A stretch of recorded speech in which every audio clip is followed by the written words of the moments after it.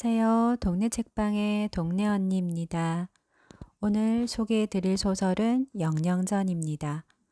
영영전은 작자 연대미상의 고전소설로 상사동기, 상사동전 객지, 회상군전이라고도 합니다. 성균관 진사 김생과 회상군의 궁녀인 영영과의 열렬한 사랑을 이야기한 애정소설입니다. 두 사람이 주고받는 한시가 너무 아름답습니다. 그 둘의 사랑 속으로 들어가 보겠습니다. 영영전 홍치영간 1488년에서 1500년에 성균관 진사인 김생이라는 사람이 있었다. 그 이름은 잊었으나 용모가 준수하고 아름다웠으며 인품이 월등하게 뛰어났다. 그는 글을 잘 지었을 뿐만 아니라 농담에도 능통했으니 참으로 세상에 기이한 남자라 할 만했다. 그래서 마을 사람들이 그를 풍류랑이라 일컬었다. 약관의 나이에 진사 제1과에 급제하여 이름이 서울에 널리 알려졌으며 높은 벼슬아치와 지체 좋은 가문에서 재산의 많고 적음을 따지지 않고 그에게 사랑스런 딸을 시집 보내려고 하였다. 하루는 방궁에서 집으로 돌아오는 길에 말 위에서 멀리 바라보니 주막의 파란 깃발이 푸른 버드나무와 붉은 살구나무 사이에서 은은히 비치었다. 김생은 봄날의 흥취에 젖어서 목이 마를 정도로 술 생각이 간절하였다. 그래서 마침내 흰 모시 적삼을 전당 잡히고 진주빛이 나는 홍주를 사서 꽃무늬가 그려진 자기 술잔에 따라 마셨다.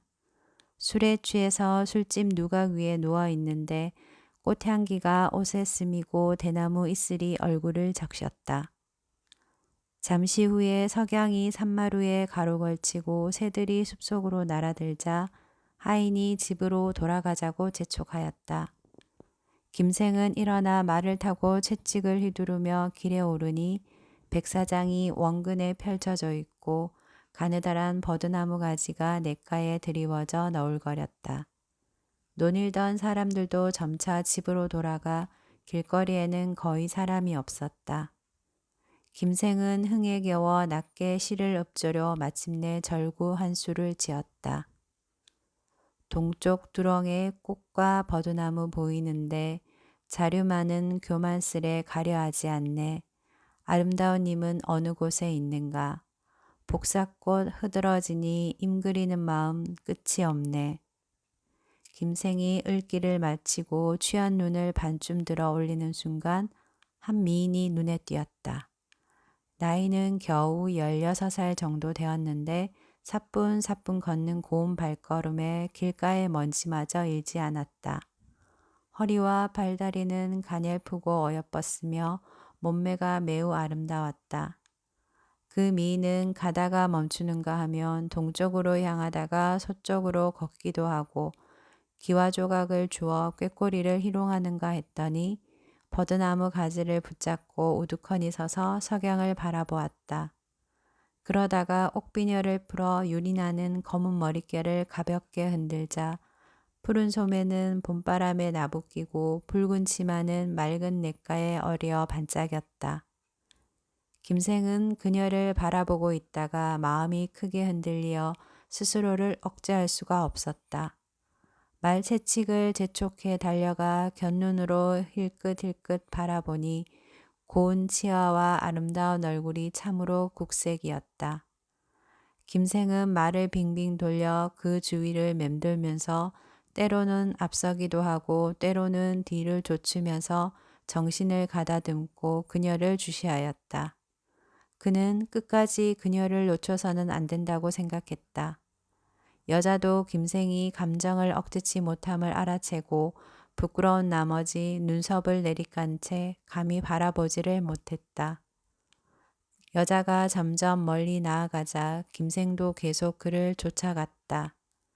그녀가 마지막으로 도착한 곳까지 따라가 보니 그녀는 마침내 상사동 길가에 있는 몇 칸짜리 작은 집 안으로 들어갔다. 김생은 어쩔 줄 몰라 그 주변을 서성거리다가 우두커니 섰는데 마음이 쓸쓸하고 처량해 견딜 수가 없었다. 그러나 날은 이미 저물어 있었다. 그는 어떻게 해볼 도리가 없다는 걸 깨닫고 원통한 마음으로 되돌아왔으나 멍하니 정신을 잃고 술에 취하거나 바보가 된 듯하였다. 깊은 밤이 되어 머리를 베개에 얹었으나 잠자리는 불편하기만 했다. 밥상머리에 앉아도 먹을 생각이 나지 않았으며 먹더라도 음식이 목으로 넘어가지를 않았다. 그러다 보니 몸은 고목처럼 초췌해지고 안색은 다 타버린 재처럼 참담해졌다. 12여일이 지난 어느 날 평소 김생을 따르던 막동이란 자가 찾아왔다. 도련님께선 호방하신 분이 이렇게 근심 어린 얼굴을 하고 계시니 무슨 말 못할 사정이라도 있으신지요? 김생은 막동의 말을 들으니 저도 모르게 눈물이 주르르 흘러내렸다. 그리고 마침내 가슴 깊은 곳에 있던 말을 털어놓았다. 막동은 이야기를 들으며 빙긋이 웃다가 김생의 말이 끝나자 입을 열었다. 그런 일이라면 근심하실 필요 없습니다. 남의 일이라고 너마저 그런 소리를 하느냐?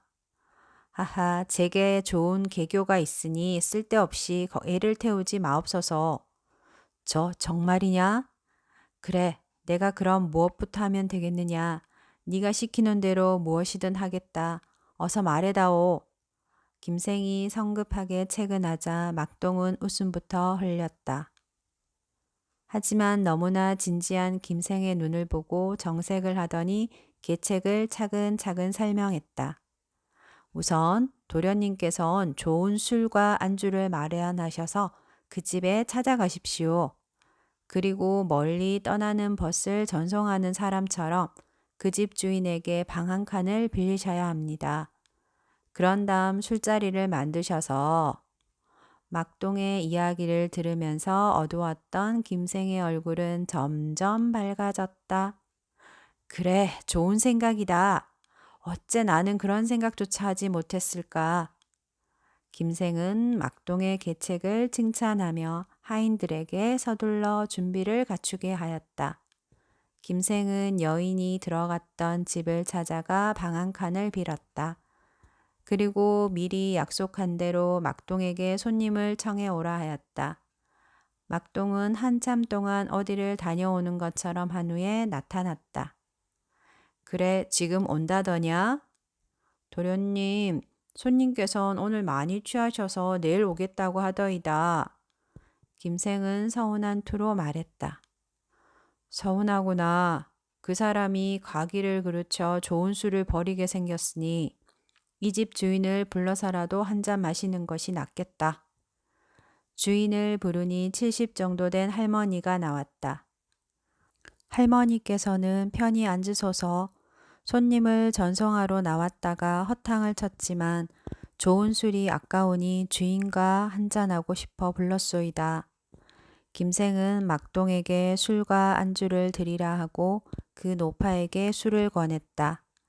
이날 김생과 노파는 취하도록 마셨고 마치 친한 벗처럼 허물없는 사이가 되었다. 이날 김생은 여인 이야기는 입 밖에도 내지 않았다. 이튿날 김생은 좋은 술과 안주를 가지고 또 그 집으로 갔다.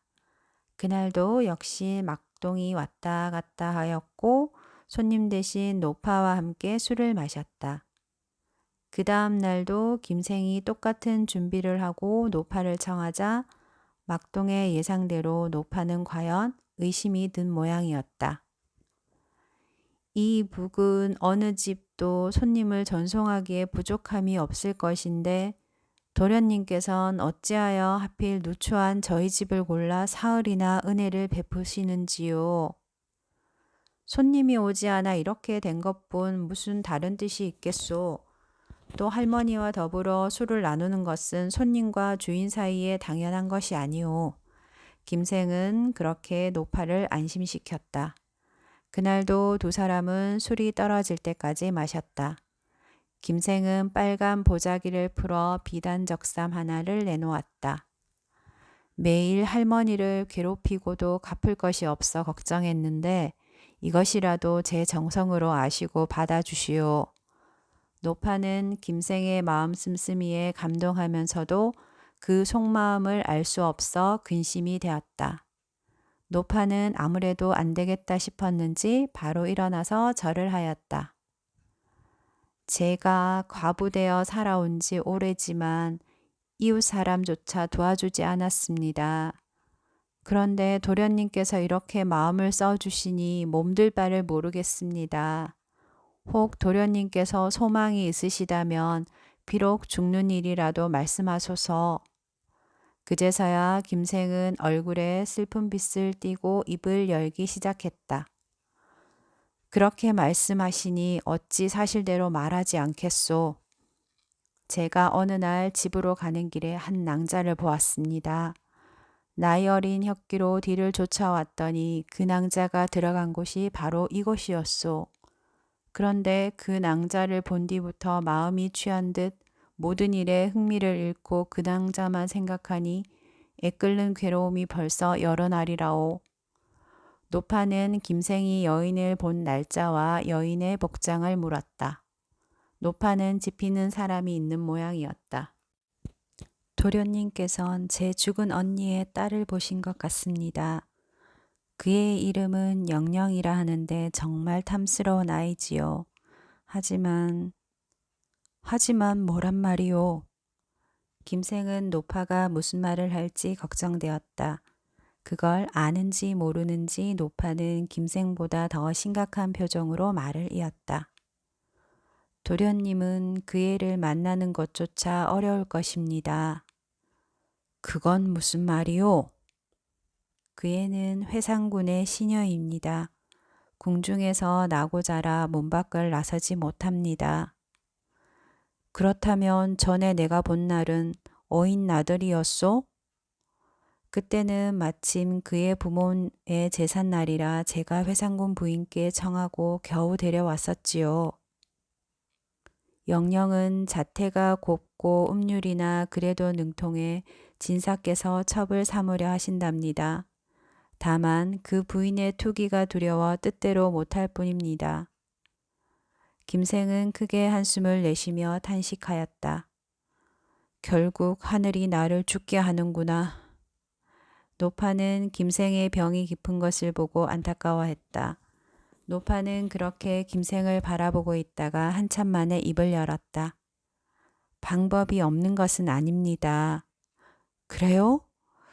그것이 무엇이요? 빨리 말해보시오.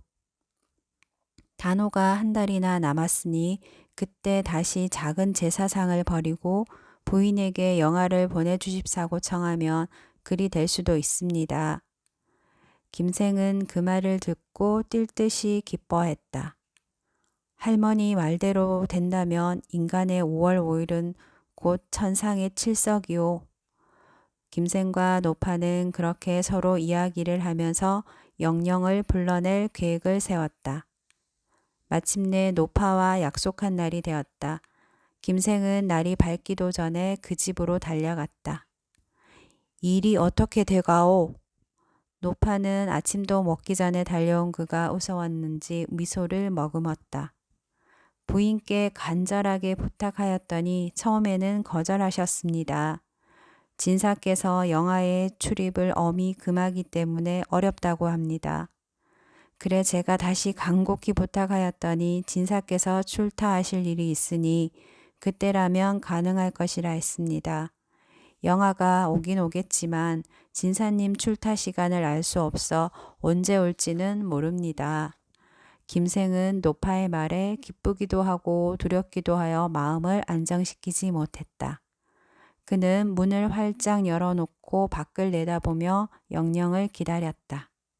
그런데 해가 거의 오시가 다 되어도 나타나는 그림자가 없었다. 김생은 안절부절 못하다가 일어서서 부채를 휘둘러 기둥을 치면서 그 노파를 불렀다. 바라보고 있으니 눈이 아프고 근심하니 창자가 끊어지는 것 같소. 행인들이 가까워졌다가 곧 다른 데로 가니 그때마다 내 가슴이 무너지는 것 같소. 지성이면 감천이라니 도련님은 좀 안정하시지요. 두 사람이 이런 말을 주고받는데 먼 데서 신을 끄는 소리가 들려왔다. 김생은 저도 모르게 숨을 멈추고 발소리에 귀를 기울였다. 그런데 발소리는 점점 노파의 집 쪽으로 오는 것이었다. 김생이 창으로 달려가 바라보니 과연 오는 사람은 꿈에도 그리던 영영낭자였다. 김생은 기뻐 손뼉을 치는데 마치 어머니를 본 아이처럼 좋아하는 것이었다. 그러나 영영은 문 앞 버드나무에 붉은 말이 메어 있는 것을 보고 안을 살피며 머뭇거리면서 들어오지 않았다. 노파는 영영을 불렀다. 빨리 들어오너라. 여기 도련님은 우리 집에서 손님을 전송하러 오신 분이니 걱정할 것 없다. 그런데 어쩌다 이렇게 늦었느냐. 네가 못 오는 줄 알고 네 부모 제사를 그냥 지냈구나. 어서 들어오기나 하려무나. 영영이 들어오자 기다렸다는 듯이 노파는 술상을 차렸다. 그리고 김생과 더불어 잔을 들고 서로 권하였다. 몇 잔 술이 오갔을 즈음 김생은 미소 지으며 영영에게 말했다. 낭자도 이리 가까이 앉으시오. 내가 잔을 채우겠소. 그러나 영영은 수줍은 듯 고개를 숙이고 얼굴을 들지 않았다. 네가 깊은 궁중에서 자라 세정을 알지 못한다지만 술 권하는 예의조차 모르느냐. 노파가 그렇게 말한 뒤에야 영영은 잔을 받아들었다. 김생이 영영에게 술을 부어주었고 그녀는 주저하다가 술잔을 잠깐 입술에 대기만 했다. 잠시 후 그 노파는 술이 많이 취한 것처럼 비틀거리더니 영영을 돌아보며 말했다. 아무래도 많이 취한 것 같구나. 좀 쉬어야겠으니 네가 잠시 도련님을 모시고 있거라. 노파가 자리를 피해주어 김생과 영영만 남았다. 3월에 홍화문 앞길에서 서로 본 적이 있는데 낭자는 그때를 기억하겠소? 말은 기억하오나 사람은 기억하지 못하겠습니다. 사람이 말만 못하오? 말은 보았으나 사람은 보지 못했나이다. 낭자는 나를 놀리는구려. 비록 얼굴이 파리하고 몸이 말라서 그때와 다르긴 하지만 설마 날 모르겠소? 하기야 낭자는 내가 누구 때문에 이리 된 것인지 알 까닭이 있겠소? 김생은 안타까운 눈으로 영영을 바라보았다. 그러나 영영도 얼굴이 붉어지는 것이 분명 김생을 아는 것 같았다. 하기야 낭자는 내가 아닌데 어찌 이 마음을 알겠소? 도련님은 제가 아닌데 어찌 저의 마음을 아시리요? 두 사람은 잠시 눈이 마주쳤다. 영영은 다시 부끄러운 듯 고개를 숙였다. 한번 멀리서 바라보고 그리워한 지가 이미 달이 지났는데 이제야 만나보게 되다니 참으로 세상이 원망스럽소. 낭자 때문에 죽을 뻔했던 내 목숨은 오늘을 기다려 겨우 살아남았소. 김생의 목소리는 저도 모르게 떨려 나왔다. 그러나 김생의 말이 끝날 무렵 일어서야 했다. 진사님께서 돌아오시며 먼저 저를 찾으십니다. 그만 가야 합니다. 김생은 영영의 말에 금방 시무룩해졌다. 도대체 어찌하면 좋겠소. 벌써 작별할 때가 다가왔고 다시 만나기는 어려우니. 영영이 다시 눈을 들어 김생을 쳐다보았다. 자신도 모르게 안타까운 한숨이 흘러나왔다. 이달 보름밤에 진사님은 밖에서 다른 왕자님들과 달을 감상하신답니다. 그날 궁에 무너진 담 쪽으로 오십시오. 도련님께서 오신다면 무너진 담 옆에 작은 문을 열어놓겠습니다. 그곳에서 동쪽으로 가면 작은 방이 있사오니 도련님께선 거기에 계십시오. 김생은 그제서야 마음을 놓고 영영과 작별하였다. 김생은 노파의 집에서 나와 멀어져가는 영영을 보고 저도 모르게 시 한 수를 읊었다. 깊고 깊은 저 공안에 고운님 갇혀있네. 손을 놓아 작별 후로 서로 소식 아득하여라. 이날도 잊지 못해 예쁜 얼굴 알뜰한 사랑.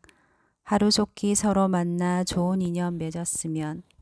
지난 일을 생각하니 수심은 비가 되고 가기를 고대하니 하루해가 한 해 같네.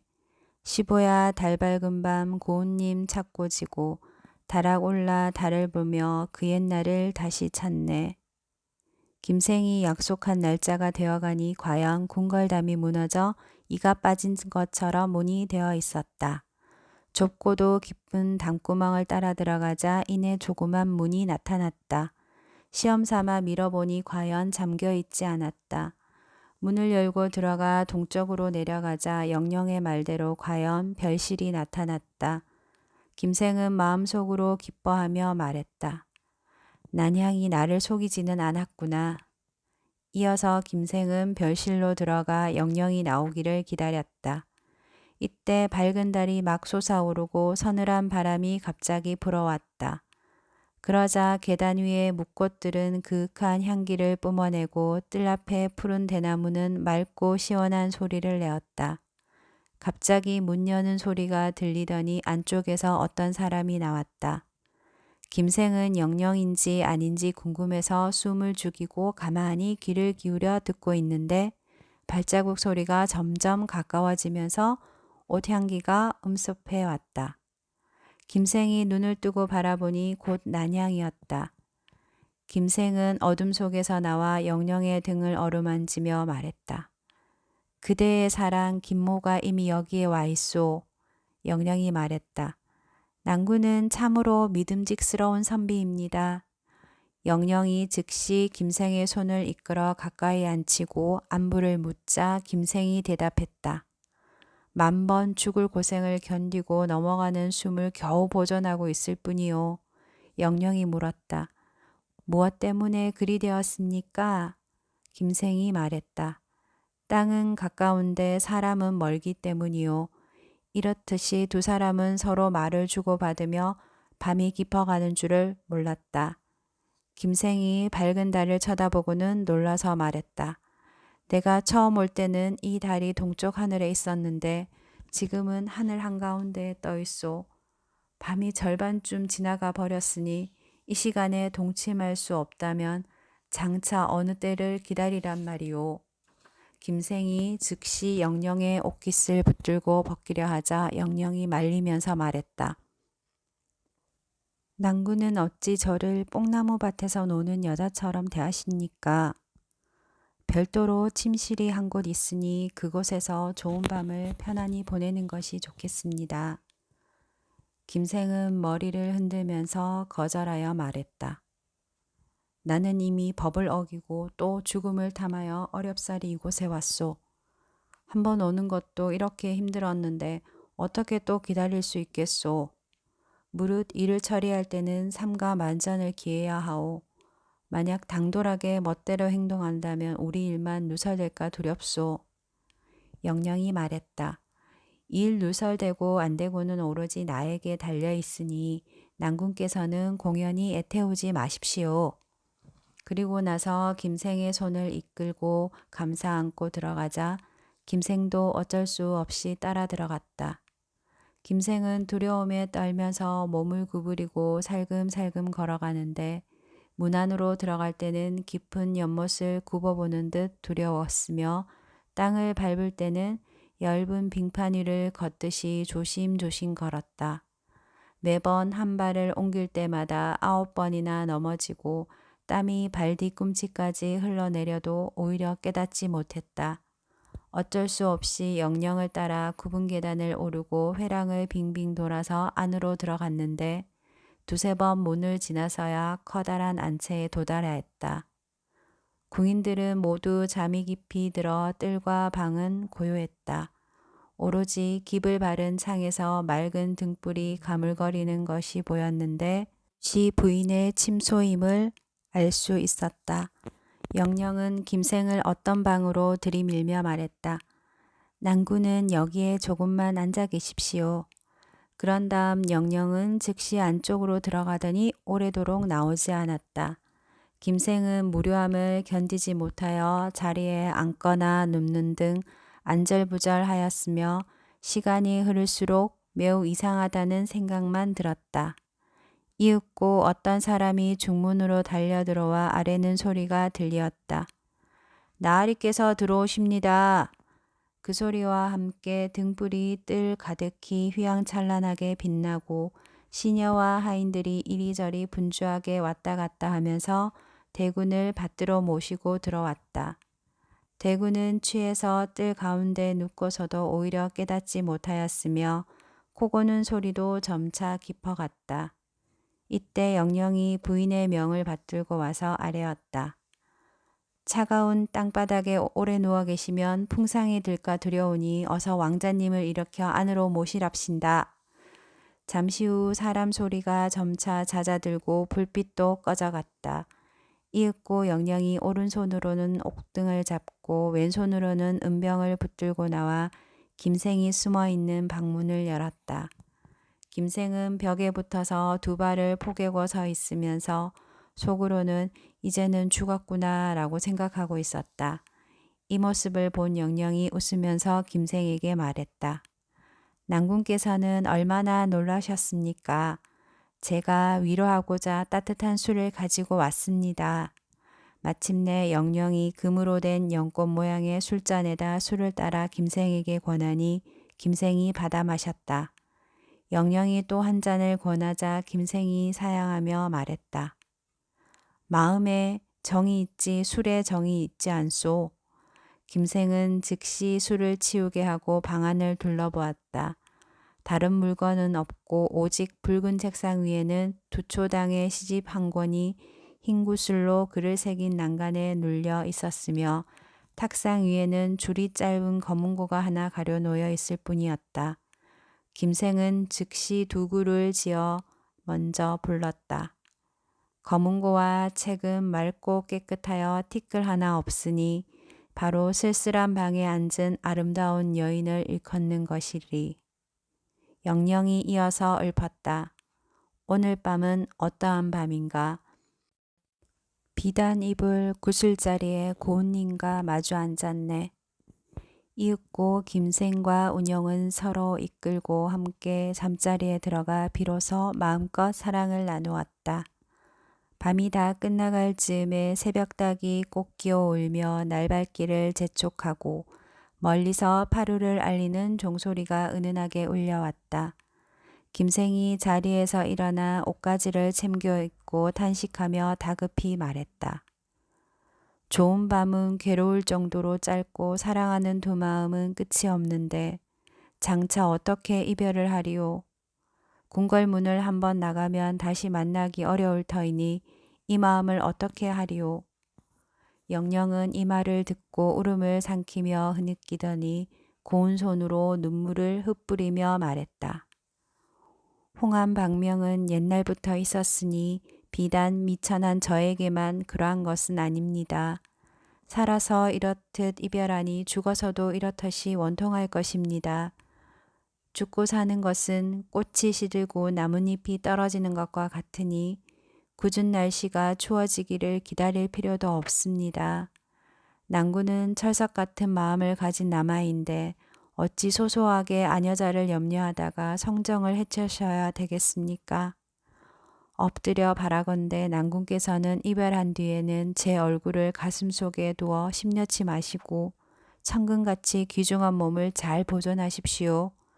또 학업을 계속하여 과거에 급제하여 운노에 올라 평생의 소원을 이루시길 간절히 바라고 또 바라옵니다. 이어서 영령은 토끼털로 만든 붓을 뽑고 용꼬리를 새긴 벼루를 연 다음 남봉전을 펼쳐놓고 칠원율시를 한 수 지어서 이별에 붙이었다. 얼마나 오랫동안 그리워하다가 오늘 만났던고. 깃바른 창 수놓은 휘장 안에서 손잡고 마주하였네. 등불 앞에선 마음을 다 털어놓지 못하고 베갯머리에선 새벽 종소리에 놀라 일어났네. 은하수는 오작이 흩어지는 것을 막지 못하니 언제 다시 무산의 비구름 짙어질 것인가. 한번 이별한 뒤로 아득히 소식은 알 길 없고 겹겹이 잠긴 궁궐문을 되돌아보기만 하네. 김생은 영령의 시를 보고 슬픔을 이기지 못하였으며 눈물이 흘러내리는 것도 깨닫지 못한 채 즉시 붓을 적셔 화답하였다. 등불 꺼진 사창에 달이 이우니 견우와 직녀 은하수를 사이에 두고 이별하네. 좋은 밤의 일각천금만큼 귀하니 두 줄기 이별 눈물에 온갖 한이 사무쳤네. 이제 아름다운 기약 용이치 아니리니 참으로 호사에 담아로구나. 먼 훗날 다시 만날 수만 있다면 한없는 은정에 늙은들 어떠하리. 영령은 김생의 시를 펼쳐놓고 보려고 하였으나 눈물이 글자를 적셔 다 볼 수가 없었다. 그래서 김생의 시를 거두어 품속에 넣고 묵묵히 말을 못한 채 손을 잡고 서로 바라만 보고 있었다. 이때 새벽 등불은 희미해지면서 동창이 밝아오려 하였다. 이에 영령은 김생의 손을 이끌고 밖으로 나와 무너진 담장 밖에서 전송하였다. 두 사람이 서로 흐느끼되 소리내어 울지도 못하니 죽어서 이별하는 것보다 더 비참하였다. 이윽고 김생은 집으로 돌아왔으나 넋을 잃어 물건을 보아도 보이지 않고 소리를 들어도 들리지 않았다. 세상의 어떤 일도 염두에 두지 않고 오로지 한 통의 편지를 써서 간절한 마음을 전달하고 싶을 뿐이었다. 그러나 상사동의 노파도 이미 세상을 떠나서 다시 편지를 붙일 길마저 없는지라 김생은 희망을 잃고 헛되이 몽상에 젖어 있기만 했다. 그러나 세월은 천년이 흘러가고 광화문 돌연히 바뀌어 온갖 근심 속에서도 3년이 훌쩍 지나가 버렸다. 마음이 일에 따라 변하듯 영령에 대한 그리움도 점차 줄어들었다. 김생은 다시 학업을 일삼아 경전과 서적에 침잠하고 힘써 문장을 닦았다. 회나무 꽃이 누렇게 물드는 시기가 되어 김생은 과거 시험장에서 나라 안의 모든 선비들과 함께 자거를 다투었다. 그는 시험을 치를 때마다 거듭 합격하여 마침내 무사람들 가운데서 장원으로 뽑히었다. 이로 인해 김생의 이름은 널리 빛나 당대에는 그와 견줄 만한 사람이 없었다. 3일 동안의 육아에서 김생은 머리에 개수나무 꽃을 꽂고 손에는 상아로 된 호를 잡았다. 앞에는 2개의 일산이 인도하고 뒤에서는 동자들이 옹이하였으며 좌우에서는 비단 옷을 입은 광대들이 제주를 부리고 악공들은 온갖 소리를 함께 연주하니 길거리를 가득 메운 구경꾼들이 김생을 마치 천상의 신선인 양 바라보았다. 김생은 얼큰하게 술에 취한지라 의기가 호탕해져 채찍을 잡고 마루에 걸터 앉아 수많은 집들을 한번 둘러보았다. 갑자기 길가에 한 집이 눈에 띄었는데 높고 긴 담장이 100걸음 정도 빙빙 둘러 있었으며 푸른 기와와 붉은 난간이 사면에서 빛났다. 섬돌과 뜰은 온갖 꽃과 초목들로 향기로운 숲을 이루고 희롱하는 나비와 미친 벌들이 그 사이를 어지러이 날아다녔다. 김생이 누구의 집이냐고 물으니 곧 회상군 댁이라고 하였다. 김생은 문득 옛날 일이 생각나 마음속으로 은근히 기뻐하며 짐짓 취한 듯 말에서 떨어져 땅에 눕고는 일어나지 않았다. 궁인들이 무슨 일인가 하고 몰려 나오자 구경꾼들이 저자처럼 모여들었다. 이때 회상군은 죽은 지 이미 3년이나 되었으며 궁인들은 이제 막 상복을 벗은 상태였다. 그동안 부인은 마음 붙일 곳이 없어 홀로 적적하게 살아온 터라 광대들의 재주가 보고 싶었다. 그래서 시녀들에게 김생을 부축해서 서쪽 가옥으로 모시고 죽부인을 베개 삼아 비단무늬 자리에 누이게 하였다. 김생은 여전히 눈이 어질어질하여 깨닫지 못한 듯이 누워 있었다. 이윽고 광대와 악공들이 뜰 가운데 나열하여 일제히 음악을 연주하면서 온갖 놀이를 다 펼쳐 보였다. 궁녀 시녀들은 고운 얼굴에 분을 바르고 구름처럼 아름다운 머릿결을 들이우고 있었는데 주렴을 걷고 보는 자가 수십 명이나 되었다. 그러나 영령이라고 하는 시녀는 그 가운데 없었다. 김생은 속으로 이상하게 생각하였으나 그녀의 생사를 알 수가 없었다. 자세히 살펴보니 한 낭자가 나오다가 김생을 보고는 다시 들어가 눈물을 훔치고 안팎을 들락거리며 어찌할 줄 모르고 있었다. 이는 바로 영영이 김생을 보고서 흐르는 눈물을 참지 못하고 차마 남이 알아챌까봐 두려워하는 것이었다. 이러한 영영을 바라보고 있는 김생의 마음은 처량하기 그지없었다. 그러나 날이 이미 어두워지려고 하였다. 김생은 이곳에 더 이상 오래 머물러 있을 수 없다는 것을 알고 기지개를 켜면서 일어나 주위를 돌아보고는 놀라서 말했다. 이곳이 어디입니까? 궁중의 늙은 노비인 장액이라는 자가 달려와 아뢰었다. 회상군 댁입니다. 김생은 더욱 놀라며 말했다. 내가 어떻게 해서 이곳에 왔습니까? 장액이 사실대로 대답하자 김생은 곧 자리에서 일어나서 나가려고 하였다. 이때 부인이 술로 인한 김생의 갈증을 염려하여 영영에게 차를 가져오라고 명령하였다. 이로 인해 두 사람은 서로 가까이 하게 되었으나 말 한마디도 못하고 단지 눈길만 주고받을 뿐이었다. 영영은 차를 다 올리고 일어나 안으로 들어가면서 품속에서 편지 한 통을 떨어뜨렸다. 이에 김생은 얼른 편지를 주어서 소매 속에 숨기고 나왔다. 말을 타고 집으로 돌아와 뜯어보니 그 글에 일렀다. 박명한 첩 영영은 재배하고 난군께 사례입니다. 저는 살아서 난군을 따를 수 없고 또 그렇다고 죽을 수도 없었습니다. 그래서 자네만이 남은 숨을 헐떡이며 아직까지 살아 있습니다. 어찌 제가 성의가 없어서 난군을 그리워하지 않았겠습니까?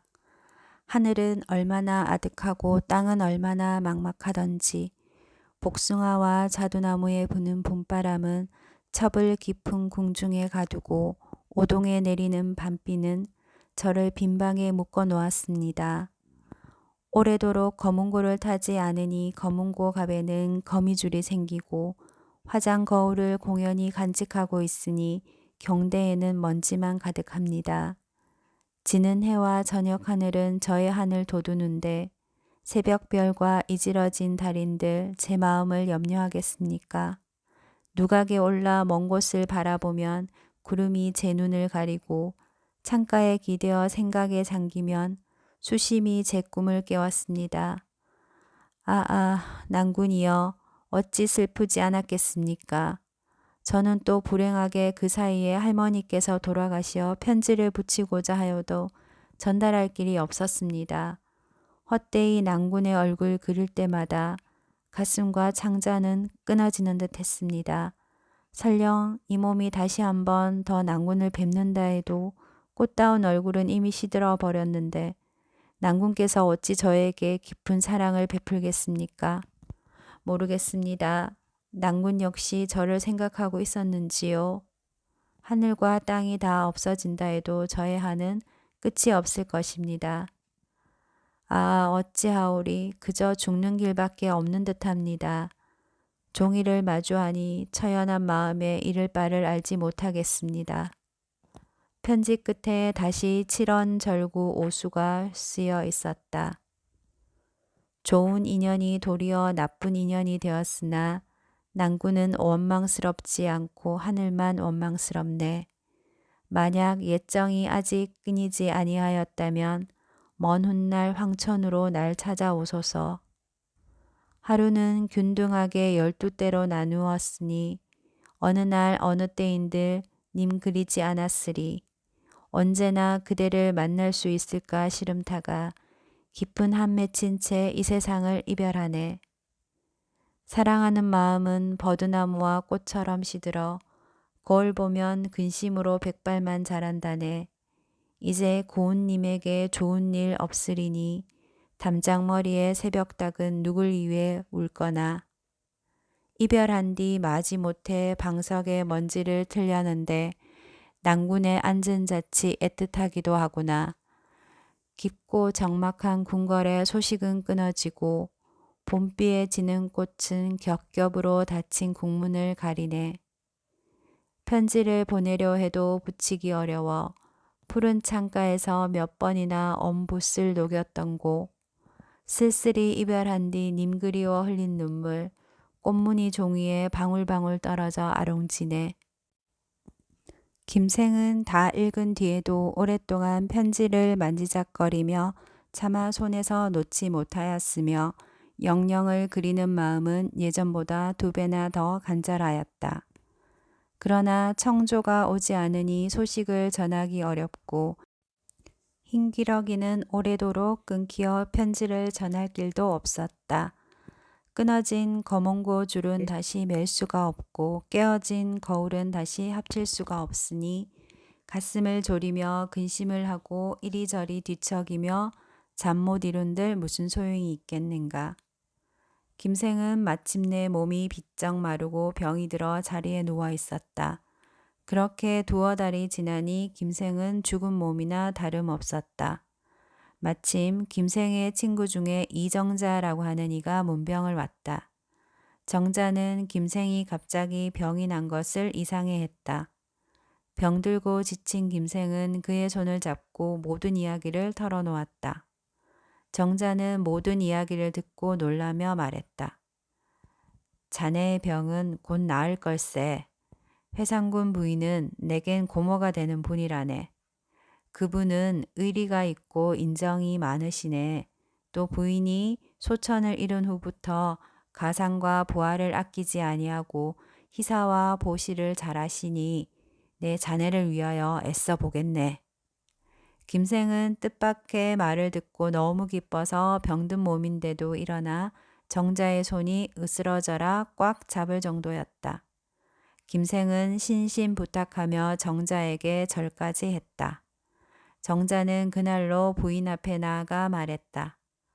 얼마 전에 장원급제한 사람이 문 앞을 지나다가 말에서 떨어져 정신을 차리지 못한 것을 고모님이 시비에게 명하여 사랑으로 데려가라 한 일이 있사옵니까? 있지. 그리고 영영에게 명하여 차를 올리게 한 일이 있사옵니까? 있네. 그 사람은 바로 저의 친구로 김모라 하는 이옵니다.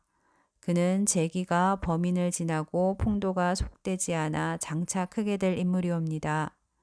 불행하게도 상사의 병이 들어 문을 닫고 누워서 신음하고 있은지 벌써 2달이 되었다 하더이다. 제가 아침 저녁으로 왔다 갔다 하면서 문병하는데 피부가 파리해지고 목숨이 아침 저녁으로 불안하니 매우 안타까이 여겨 병이 든 이유를 물어본 즉 영영으로 인한 것이라 하옵니다. 영영을 김생에게 주시는 것이 어떻겠습니까?